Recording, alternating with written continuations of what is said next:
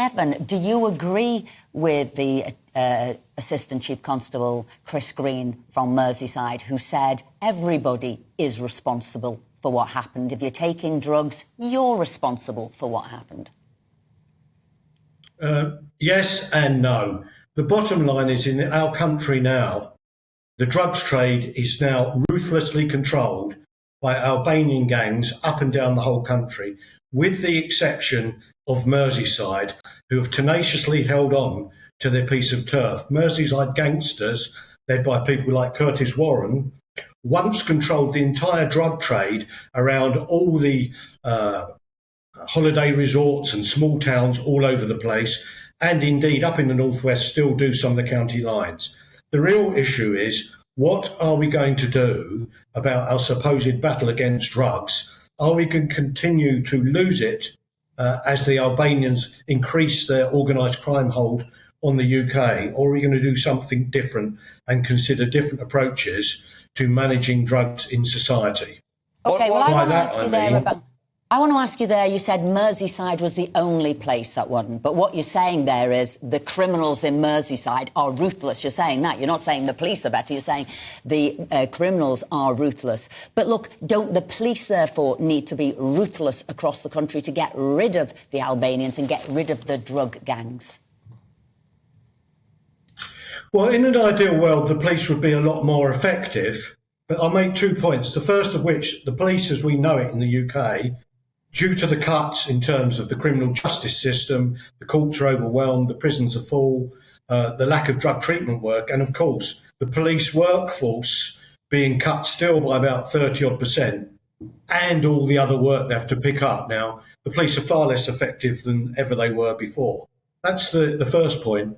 And the second point is, we now probably have to accept that we are not going to be able to stem this flow of drugs within our own current legislative framework. The Albanians are not here by chance. They're here because we are very soft in terms of our legislation and the way in which we proceed against gangsters.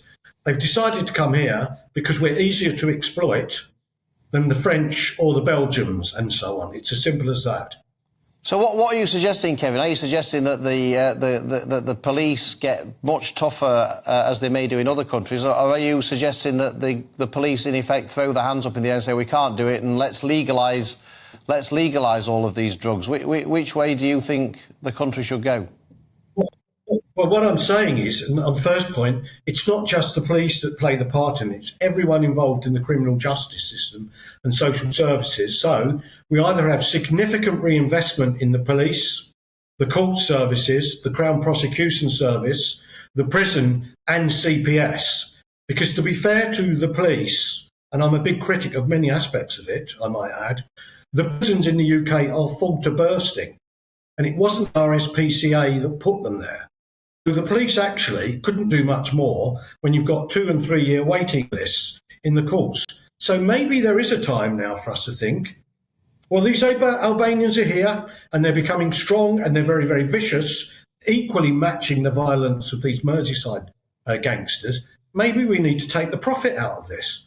And if you think about it, we know how many people die every year as a result of abuse of alcohol and the abuse of cigarettes. Maybe 500 years ago, if we knew about that and we thought the way we are now, we might have gone the other way of say, ban them. But the fact is, drugs are awash across the country.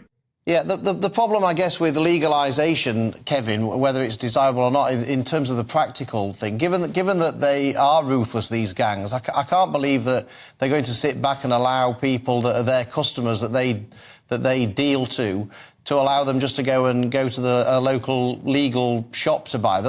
Presumably they'll say to their customers, look, if I catch you going and buying your drugs somewhere else, I'm gonna do your kneecaps in. So you're not actually going to get people going somewhere legitimate. That most legitimate companies, Boots aren't going to start selling cocaine, are they? Reputationally, they're just not going to do that. And even if they did, presumably all of these gangs would just go from selling their stuff to adults to selling it to children who weren't allowed to buy it legally. So it seems to me that on every level, legalising drugs, whether it's philosophically, you can have a philosophical debate about it, but surely it's actually not going to achieve what people think in terms of stopping these ruthless gangs.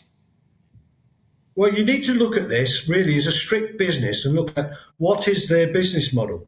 First off, the customer is always king in any business you work on. So there's no way that gangsters are going to kneecap or give trouble to people who are going to buy their cocaine or cannabis, because that's where their money comes from.